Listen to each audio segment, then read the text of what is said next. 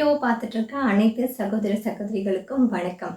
நான் செவிலியர் பவித்ரா தினேஷ்குமார். இன்னைக்கு நம்ம வீடியோவில் என்ன பார்க்க போகிறோம் அப்படின்னா, ஆன்டிபயோட்டிக், அதாவது குழந்தைங்களுக்கு ஏதாவது இன்ஃபெக்ஷன், காய்ச்சல், சளின்னு சொல்லி ஹாஸ்பிட்டல் போனோம் அப்படின்னா ஆன்டிபயோட்டிக் இன்ஃபெக்ஷனுக்காக கொடுப்பாங்க. ஆன்டிபயோட்டிக் பவுடர் ஃபார்மில் இருக்கும். அது கூட ஸ்டெரைல் வாட்டர் கொடுத்துருப்பாங்க. அந்த பவுடரை ஸ்டெரைல் வாட்டரில் மிக்ஸ் பண்ணி தான் சொல்யூஷன், அதாவது சிரப் ஃபார்மில் நம்ம கன்வெர்ட் பண்ண முடியும். அது எப்படி கரெக்டான முறையில் ப்ரிப்பேர் பண்ணுறது, எப்படி குழந்தைக்கு கரெக்டான வேயில் கொடுக்கறது, அது கொடுக்கும் பொழுது நம்ம என்னெல்லாம் பண்ணக்கூடாது, நம்ம பண்ணக்கூடிய மிஸ்டேக்ஸ் என்னென்ன அப்படின்னு சொல்லி பார்க்கலாம். இந்த வீடியோவை நீங்கள் இப்போ தான் ஃபஸ்ட் டைம் பார்க்குறீங்க அப்படின்னா நம்ம சேனல் குட் ஹெல்த் ஃபார் ஆலை சப்ஸ்கிரைப் பண்ணுங்கள். இப்போ கொஞ்சம் மெடிசன்ஸ் காமிக்கிறேன்.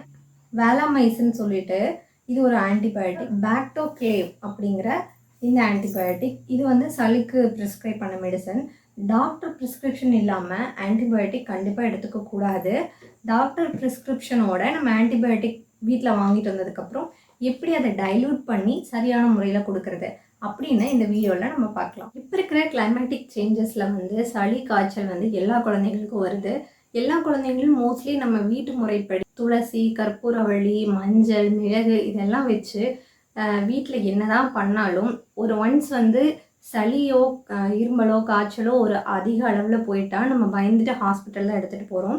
வீட்டில் நம்மளால் கண்ட்ரோல் பண்ண முடியல, ஒரு நாள் 2 நாள் பார்க்குறோம் சளி ரொம்ப அதிகமாக இருக்குதுன்னு ஹாஸ்பிட்டல் போகும் பொழுது ஆன்டிபயோட்டிக்கோ, காய்ச்சலுக்கான மருந்து, சளிக்கான மருந்து அப்படின்னு சொல்லிட்டு நிறையா மெடிசன்ஸ் கொடுப்பாங்க. அப்படி கொடுக்கும் பொழுது அந்த மெடிசன்ஸ் எல்லாம் எப்படி முறையாக ஒரு கரெக்டான ஒரு மெஷர்ஸோடு நம்ம ஃபாலோ பண்ணி கொடுத்தாதான் அது கொடுத்தும் பயன். இல்லைன்னா நம்ம இன்னும் இன்ஃபெக்ஷனை குழந்தைக்கு அதிகப்படுத்துறதுக்கான வாய்ப்புகள் இருக்குது. இது கோலிஸ்டின் சல்ஃபேட் அப்படிங்கிற ஒரு ஆன்டிபயோட்டிக். இது வேலாமைசின் அப்படிங்கிற பிராண்டில் நம்மளுக்கு அவைலபிளாக இருக்குது. என் குழந்தைக்கு டயரியா அப்படின்னு சொல்லிட்டு கண்டினியூஸாக லூஸ் ஸ்டூல் போயிட்டே இருந்தது. அப்போ நாங்கள் ஹாஸ்பிட்டல் போகும் பொழுது இந்த ஆன்டிபயோட்டிக்கை டாக்டர் ப்ரிஸ்கிரைப் பண்ணாங்க. இப்போது இந்த ஆன்டிபயோட்டிக்கை நம்ம எப்படி சரியான முறையில் கொடுக்கறது அப்படிங்கிறத 1 by 1 சொல்கிறேன். ஃபஸ்ட்டு ஒரு மெடிசன் நம்ம கொடுக்கும்போது கவனிக்க வேண்டியது அதோட பேர், பிராண்ட் நேம் பார்த்துக்கோங்க.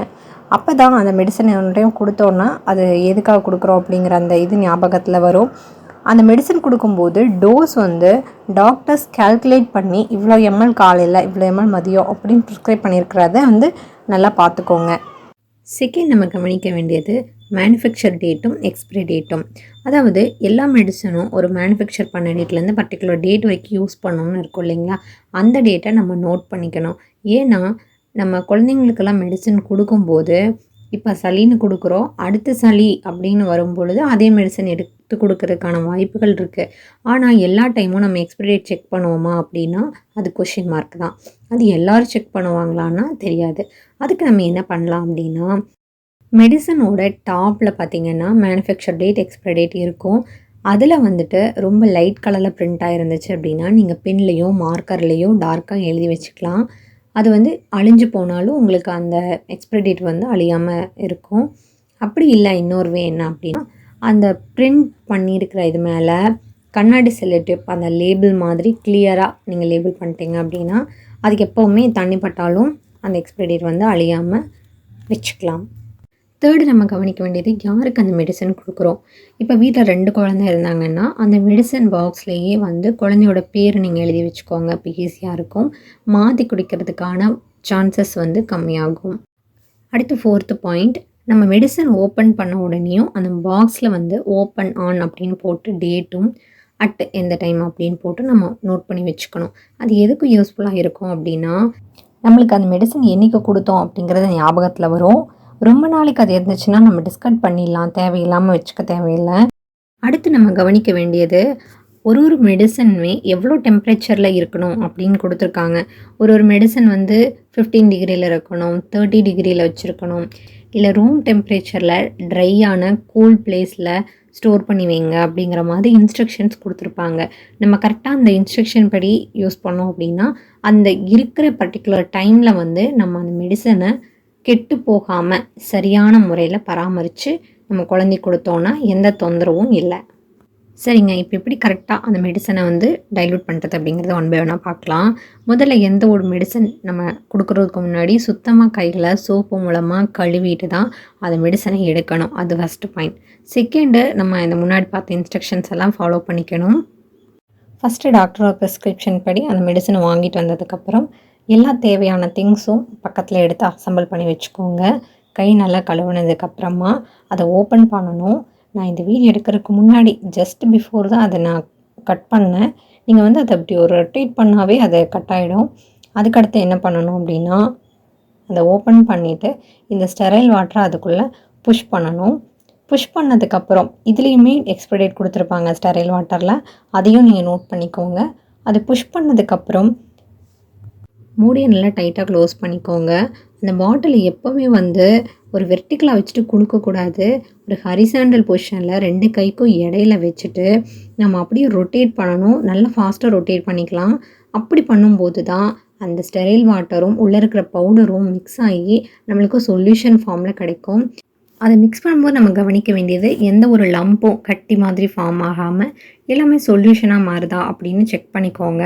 அது சொல்யூஷனாக மாறிடுச்சு அப்படின்னா உங்களுக்கு டாக்டர் எவ்வளோ ப்ரிஸ்கிரைப் பண்ணியிருக்காங்க, உங்கள் பேபியோட வெயிட்டுக்கு தகுந்த மாதிரி எவ்வளோ எம்எல் சொல்லியிருக்காங்களோ கரெக்டாக ஆனால் அந்த அளவில் எடுத்துக்கணும்.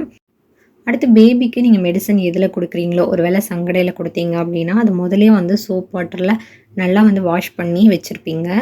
அதுக்கப்புறமா நல்லா கொதிக்கிற பாயில்டு வாட்டர் எடுத்து நீங்கள் ஒரு நல்ல இதில் வந்து வாஷ் பண்ணிக்கணும். உங்கள் கை படாமல் பாயில் வாட்டரில் நல்லா வாஷ் பண்ணிவிட்டு எவ்வளோ மெஷர்மெண்ட்ஸ் கொடுத்துருக்காங்களோ அது வந்து அதுக்கு முன்னாடி நல்லா பாட்டிலாக ஷேக் பண்ணிவிட்டு 3 ml கொடுத்துருக்காங்க அப்படின்னா அந்த பர்டிகுலர் அமௌண்ட்டை வந்து கரெக்டாக மெஷர் பண்ணி உள்ளே ஊற்றிக்கோங்க. அதுக்கப்புறம் பேபிக்கு கொடுத்துக்கணும். பேபிக்கு கொடுத்துட்டு அதை வந்து நீங்கள் மறுபடியும் சோப் போட்டெல்லாம் வாஷ் பண்ண தேவையில்லை. அதே மாதிரி ஸ்டெரைல் வாட்டர் ஊற்றி வாஷ் பண்ணி அதே பேக்கெட்டில் நீட்டாக வச்சுட்டா போதும். மெஷர்மெண்ட் கப்பை நீட்டாக கழுவுனாவே போதும். அதில் தண்ணி எதுவும் இருந்ததுன்னா துடைக்கணும்னு அவசியம் இல்லை. நல்லா லிஃப்ட் அவுட் பண்ணிவிட்டு உள்ளே பேக் பண்ணிக்கோங்க. அடுத்து இந்த சொல்யூஷனை வந்து ப்ரிப்பேர் பண்ணதுக்கப்புறம் நம்ம 15 டிகிரியில் தான் வைக்கணும் அப்படின்னு சொல்லி பர்டிகுலராக கொடுத்துருக்காங்க. அப்போ அது வந்து நம்ம ரெஃப்ரிஜிரேட்டரில் வச்சுக்கலாம். வைக்கும்போது எந்த ஒரு நல்ல ஏர் சர்க்குலேஷன் இருக்கிற பிளேஸாக பார்த்து வைங்க. அப்போ தான் வந்து கரெக்டான டெம்பரேச்சர் அந்த மெடிசனுக்கு கிடைக்கும். அடுத்து நம்ம என்ன பார்க்க போகிறோம் அப்படின்னா, இந்த சிரப் கொடுக்கும்போது நம்ம காமனாக செய்யக்கூடிய மிஸ்டேக்ஸ். எல்லோரும் இந்த மிஸ்டேக் பண்ணுறது இல்லைங்க. ஒரு சிலர் நம்ம மறந்து போய் அந்த மிஸ்டேக்ஸை பண்ணிடுவோம். அப்படி என்ன மிஸ்டேக்ஸ் அப்படின்னு சொல்லி ஒன் பை ஒன்னாக பார்க்கலாம். முதல்ல வந்து அந்த டானிக், அந்த சிரப் பாட்டிலை வந்து ஷேக் பண்ணுறத சம்டைம்ஸ் மறந்துடுவோம். பதட்டத்தில் சீக்கிரமாக கொடுக்கணும் அப்படிங்கிற இதில் வந்து மறந்துடுவோம். கண்டிப்பாக ஷேக் பண்ணோம். நல்லா நம்ம ஷேக் பண்ணால் மட்டும்தான் அதில் இருக்கிற காம்போசிஷன்ஸ் எல்லாம் ஈக்குவலாக இருக்கும். இல்லைன்னா வந்து மேலே தண்ணியாட்டம் இருக்கும், கீழே கெட்டியாக இருக்கும். ஸோ நல்லா ஷேக் பண்ணணும். அடுத்த செகண்ட் மிஸ்டேக், அந்த சிரப் பாட்டில் சுற்றியும் அந்த சொல்யூஷன்ஸ் வந்து சிந்தி இருக்குது, ரொம்ப லீக் ஆகிருக்கு அப்படின்னா அது ரொம்ப ட்ரை ஆகி அதில் இன்ஃபெக்ஷன்ஸ் எல்லாம் ஸ்ப்ரெட் ஆகி அதுக்குள்ளே போகிறதுக்கு சான்சஸ் இருக்குது. ஸோ அந்த சிரப் சுற்றியும் ஏதாவது லிக்விட் சிந்திருச்சு அப்படின்னா அப்படியே மூடி வைக்காதீங்க. அது மறுபடியும் யூஸ் பண்ண வேண்டாம் ரொம்ப நாள் கழிச்சு. அடுத்து தேர்ட் பாயிண்ட், எக்ஸ்பிரி டேட் வந்து எரேஸ் ஆகிருக்கு. கொஞ்சம் லைட்டாக டவுட்டாக இருக்குது. அது 2021 22 தெரில, 11 மந்த்தா 12 மந்த்தான்னு தெரியல அப்படின்னு சொல்லி ஒரு கன்ஃபியூஷனில் அது கொடுக்க வேண்டாம். கண்டிப்பாக அந்த சிரப் வாங்கி நம்ம எகெயின் வாங்கி கொடுக்குற அந்த ரேட்டை விட அது எக்ஸ்பிரியான மெடிசன் கொடுத்தா வர ப்ராப்ளம் வந்து இன்னும் அதிகம். ஸோ நம்ம அதை அப்படி யூஸ் பண்ண வேண்டாம். அடுத்து ஃபோர்த் பாயிண்ட், இப்போ ஆன்டிபயோட்டிக் வந்து நீங்கள் ஓப்பன் பண்ணி அந்த பவுடரையும் ஸ்டெரைல் வாட்டரையும் மிக்ஸ் பண்ணி ஒரு சொல்யூஷன் நம்ம கன்வெர்ட் பண்ணிட்டீங்க அப்படின்னா அதை அந்த பர்டிகுலர் டைம்குள்ளே யூஸ் பண்ணி டிஸ்கார்ட் பண்ணிடணும். ஆன்டிபயோட்டிக்கெல்லாம் நெக்ஸ்ட்டு கோல்டு வந்தால் கொடுத்துக்கலாம், வேறு ஏதாவது இன்ஃபெக்ஷன் வந்தால் கொடுத்துக்கலாம் அப்படின்னு சொல்லிவிட்டு நீங்கள் ஸ்டோர் பண்ணி கண்டிப்பாக வைக்கக்கூடாதுங்க. ஏன்னா அந்த ஆன்டிபயோட்டிக்கோட பவரும் கம்மியாயிரும், அதோட தன்மையும் மாறிடும். அதனால் அந்த பர்டிகுலர் டைம் வரைக்கும் மட்டும்தான் யூஸ் பண்ணணும். அடுத்த பாயிண்ட், நம்ம காமனாக செய்யக்கூடிய மிஸ்டேக் தான். அவசரத்தில் சிரப் கொடுத்துட்டு அதை வந்து க்ளீன் பண்ணாமலோ வாஷ் பண்ணாமலோ அப்படியே ரீகேப் பண்ணிடுவோம். அது ரொம்ப ரொம்ப தவறான விஷயம். அதிலிருந்து இன்ஃபெக்ஷன் வந்து அந்த சிரப் பாட்டிலுக்குள்ளே போகும். கண்டிப்பாக அப்படி ரீகேப் பண்ணாதீங்க. அப்படி பண்ணால் ஃபர்தராக இன்ஃபெக்ஷன் இன்னும் அதிகம்தான் ஆகும். கண்டிப்பாக அந்த சிரப்பை வந்து நம்ம யூஸ் பண்ண முடியாது. அடுத்து ரொம்ப ரொம்ப முக்கியமான விஷயம், அந்த சிரப்பை வந்து எப்போவுமே ஷேக் பண்ணணும் அப்படின்னு சொல்லி எல்லாருக்குமே இப்போ தெரிஞ்சிருக்கு. அப்படி ஷேக் பண்ணும்போது நம்ம எப்படி ஷேக் பண்ணுவோம் அப்படின்னா, கையில் மேலே பிடிச்சிக்குவோம், வெர்டிக்கலாக செங்குத்தாக வச்சுட்டு அப்படியே ஷேக் பண்ணுவோம். அப்படி பண்ணும்போது சப்போஸ் மூடிக்கு இது லீக்காக இருந்துச்சுன்னா கண்ணில் படுறதுக்கோ இல்லை வேறு எங்கேயாவது படுறதுக்கோ சான்சஸ் இருக்குது. ஸோ நம்ம அது எப்போவுமே எப்படி வைக்கணும் அப்படின்னா, கையில் ஹரிசாண்டல் பொசிஷனில் வச்சுக்கணும். வச்சுட்டு நல்லா ஷேக் பண்ணிக்கலாம். அதுக்கு முன்னாடி நல்லா மூடி டைட்டாக இருக்கா அப்படின்னு சொல்லி கன்ஃபார்ம் பண்ணிக்கோங்க. அடுத்து லாஸ்ட் பாயிண்ட், இந்த சிரப்பை நம்ம தனித்தனியாக ஸ்டோர் பண்ணி வச்சுருப்போம். ஃபீவருக்கு தனியாக, கோல்டுக்கு தனியாக அப்படின்னு சொல்லி நம்ம வச்சுப்போம். நெக்ஸ்ட் டைம் கோல்டோ ஃபீவரோ வந்ததுன்னா அதை நம்ம கொடுத்துக்கலாம் அப்படின்னு சொல்லி ஸ்டோர் பண்ணி வச்சுருப்போம். அது கண்டிப்பாக தவறு. இப்போ நீங்கள் ஒரு டைம் சளி வருது அப்படின்னா அந்த சளி நெஞ்சு சளியாக இருக்கலாம், இல்லைன்னா அலர்ஜிஸ்னால் வந்த சளியாக இருக்கலாம், இல்லைன்னா மூச்சு தொந்தரவுனால் வந்த சளியாக இருக்கலாம். ஸோ அந்த சளிக்கு கொடுத்த மெடிசன் வேறையாக இருக்கும். ஸோ கண்டிப்பாக இந்த டைம் சளி கொடுக்குற மெடிசனை வச்சு அடுத்த டைம் நம்மளே டாக்டர்கிட்ட போகாமல் சளி வந்தால் கொடுத்துக்கலாம் அப்படின்னு ஸ்டோர் பண்ண கண்டிப்பாக கூடாது. இதே நீங்கள் பேராசிட்டமால் ஒரு எமர்ஜென்சிக்கு டாக்டரே சொல்லி கொடுத்துருக்காங்க, ஃபீவருக்கு பேராசிட்டமால் யூஸ் பண்ணிக்கோங்க அப்படின்னு சொல்கிறாங்கன்னா அது வேணால் வச்சுக்கலாம்.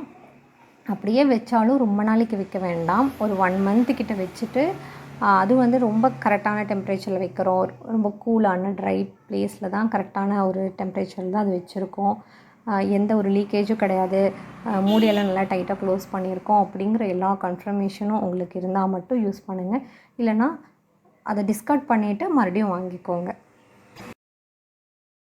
இந்த வீடியோ பிடிச்சிருந்ததுன்னா ஒரு லைக் பண்ணுங்கள், மறக்காமல் சப்ஸ்கிரைப் பண்ணுங்கள். இது போல் ஒரு நல்ல பயனுள்ள வீடியோவோட உங்களை நான் சந்திக்கிறேன். இப்படிக்கு செவிலியர் பவித்ரா தினேஷ்குமார். நன்றி, வணக்கம்.